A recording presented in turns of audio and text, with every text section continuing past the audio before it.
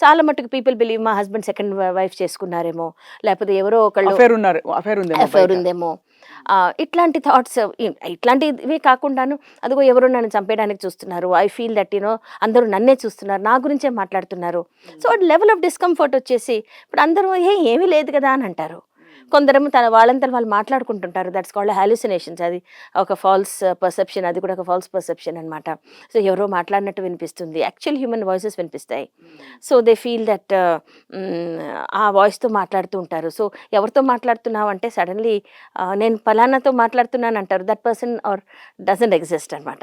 అంటే ఇవన్నీ ఎపిసోడిక్‌గా వస్తాయా వాళ్ళకి? లేక మిగతా టైమ్ అంతా పర్ఫెక్ట్‌లీ ఫంక్షనల్‌గా ఉంటారా? సో అన్ని రంగాల్లో ఉండదు కదండి. They are functional. ఇప్పుడు కొందరికి ఈ డెలివిషన్స్ ఉన్నా సరే ఇంట్లో పనులన్నీ చేసుకుంటారు వాళ్ళు. వంట, వార్పు అన్నీ చేసుకుంటారు.